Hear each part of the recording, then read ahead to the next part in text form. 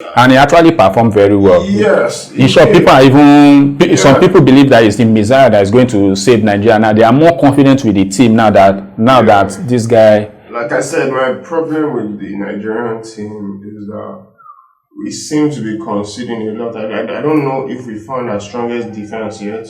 Because in the first match, we had afcon and Samuel and Tega as our centre-back pairing. Olaina was on the right and Zaidu Sanusi was on the left. But can you say that that's our strongest defense? I can't really say so.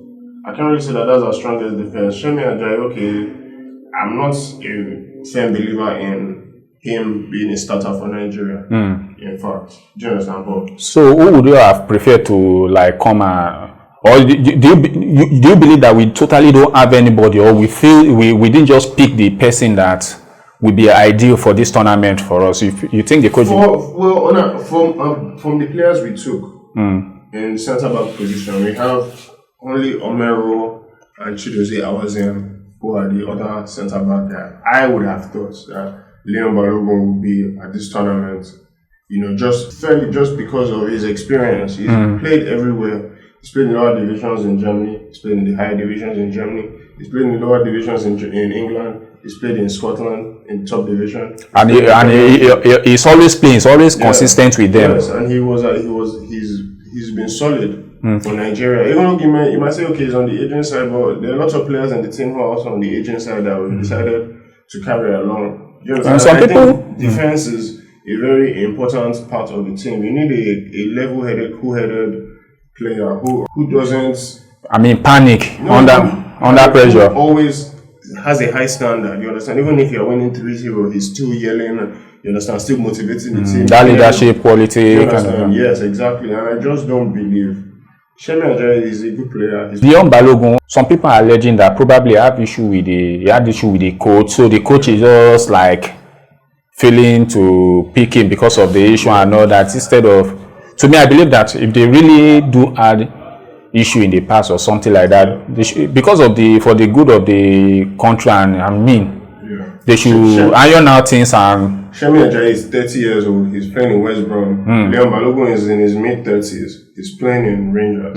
But you can't throw away experience. Do you understand? Rangers is in Scotland. Do you understand? They are the top team in Scotland. Do you understand? So he's there. He's performing well. He's doing okay. When he's fit, he plays. Maybe they might say another criticism might be maybe he's injury prone. Yeah, but even with that injury, something with leader, you may not really necessarily need them to actually play the match. You just want them to. Yes, exactly. Okay, now, like in this Nations Cup, now we're allowed to take like 25 players and all. So and the coach took 23. So even those type of player, you can just bring them into the team. Yeah, they may not really play the match, but you need their leadership quality. They will be the one to ginger the players that guys, we need to do this thing and all that. Yeah. So, but now they are minusing that the coach was like, I've got all the players I want. I want for this. From the first match, I don't believe that. Like, I'm not really because all these players that we say are our top players playing in top European teams. It seems like once there's a shift to the national team, their performance drops, and their performance can only be dropping because the coach. I don't want to say maybe he doesn't know what to do or anything, but he hasn't figured out what to do with the players yet. You understand? There's no system. To me, there's no system. It's just like everybody's out there. And a lot of Nigerians share this opinion with you. So if you ask the average Nigerians, now, what do you really think about the coach? They will say, man, what's the guy still doing there now? We need somebody who is really hungry, who can do the job for us, especially considering the fact that some people believe that him having a job already waiting for him again is a kind of, because they say he's supposed to coach a team in I've forgotten the name of the team right in Egypt or something like that. So the job is like after the Nations Cup, he's going there. So most people are believing that if this guy have a job waiting for him already, he may just decide to let me just do. What do you think Nigeria's problem has been? Since we last won the Nations Cup, I would say that we haven't really performed well on the international stage. And the Nations Cup, we won it in 2013 with Keshi. I feel like the problem that we've had since that time has really just been the synergy between the coaches, the federation, and the players. There has to be a synergy. Keshi was able to bring everybody together, even if it was only for a short time. Everybody was kind of aligned. Keshi had Amokachi. Amokachi was a very good link between him and the players. Keshi had a good relationship with the federation. The players respected Keshi too, because Keshi had been there as a player and as a coach. He has coached around Africa, coached a lot of African teams. He has played across Africa, played in Europe, captained Nigeria, won Nations Cup in Nigeria. So he had that respect. What I feel has happened since then is we just seem to get all these, decent European coaches. Raw was a decent coach. I'm not going to say that. I was sad when he left, but to replace Raw and get a Pesero, it seems like a step down. We seem to just get all these European coaches.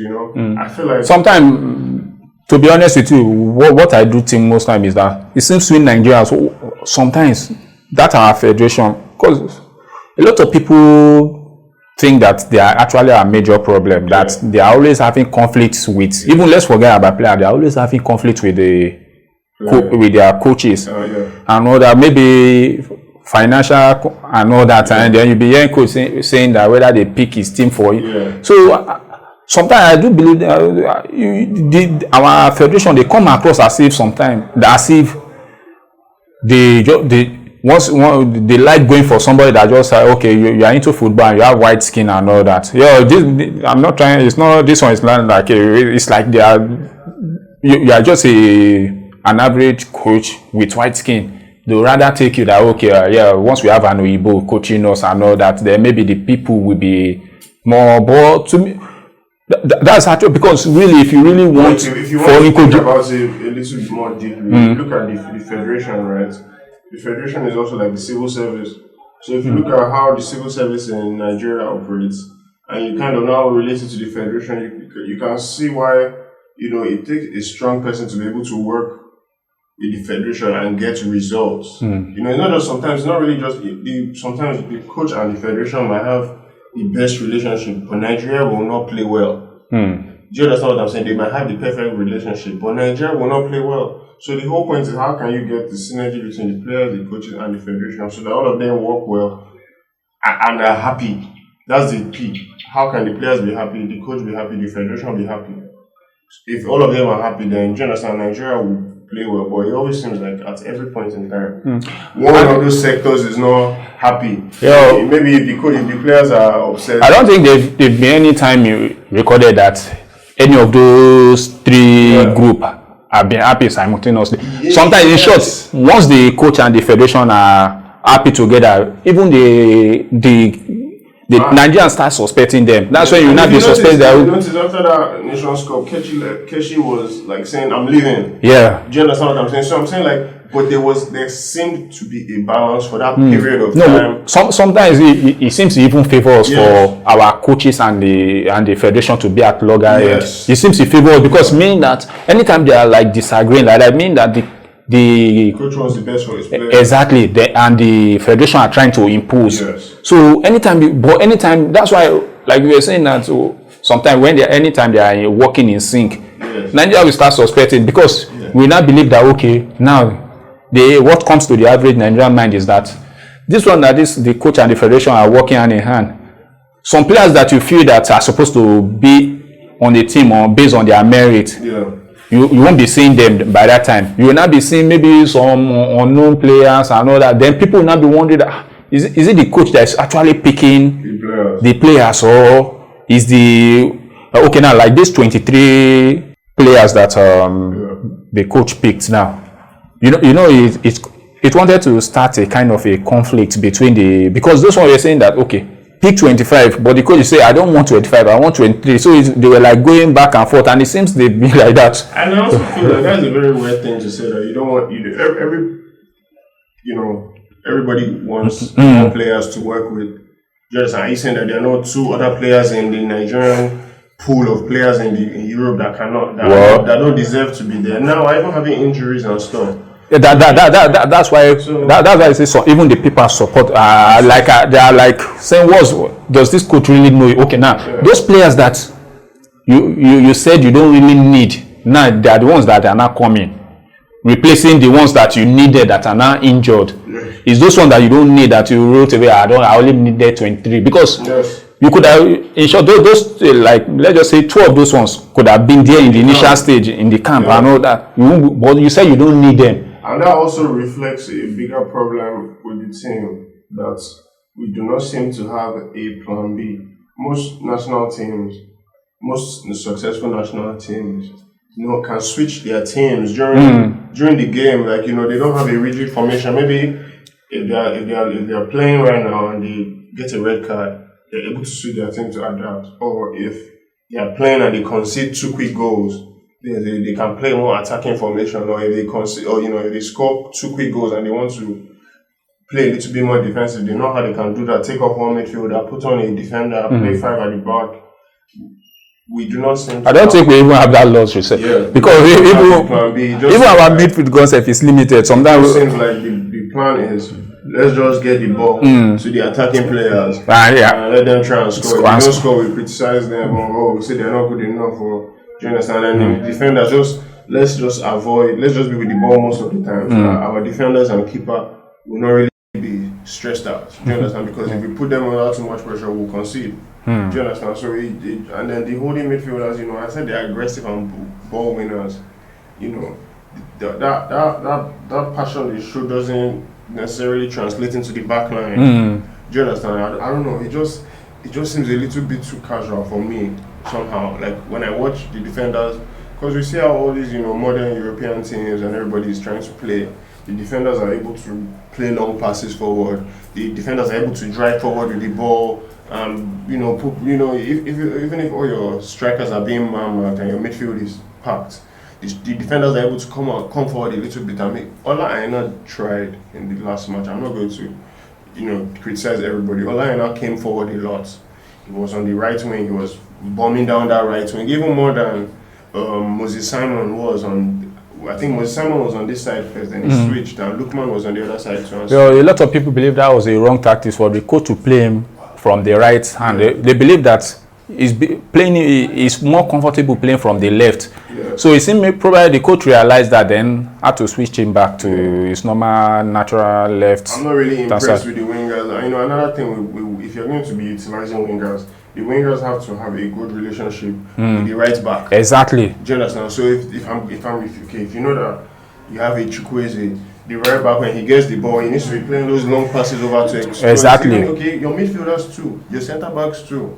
Like, I don't want to, just involve Liverpool in everything I'm saying, but most times when Liverpool are playing and Van Dijk has the ball, he's able to exploit Salah through the wing, or Diaz on the other side with his long passes. Because getting the ball to those players will prove to be more productive than. The ball to them when the team you're playing is on the back. Exactly. It's like counter-attack kind of. So that's another thing. The wingers, they seem to just, when they get the ball, they're not really doing much with this, because they're getting the ball in places where they can't harm the opposition. So if we play on the front foot, our players will be more into the other people's half. You understand? We'll be able to dictate the pace of the game more. So that's what I would say. I see a score draw, like I said. Cote d'Ivoire seems to be scoring 2 goals every match. Nigeria seems to be conceding every match. It's a big West probably derby, as they like to say. Do you really think so? It's a West African derby. But I don't think they are really a rival like that. Too big. No, they prove to they try to be when they had Drogba and co, and that time they kind of, in short, we beat them in semi-final to get. They were looking down towards them because they believed they were more. That was the golden generation of Ivory Coast players for sure that time. So they obviously it wasn't so good. That was what even propelled them to the top, because even prior to that we didn't really know Ivory Coast in the Nations Cup. Prior to that era of players, they were not really doing that well. You understand? But that's the reason I believe that. Unlike we are more of a bitter rival with Cameroon and Ghana than Ivory Coast. That during that the Drogba era, they try to be, but they definitely. But at the end of the day, we still think it's a big match. It's one of the biggest matches so far of the tournament. Exactly. And given the fact that Nigeria are under, would I say under pressure?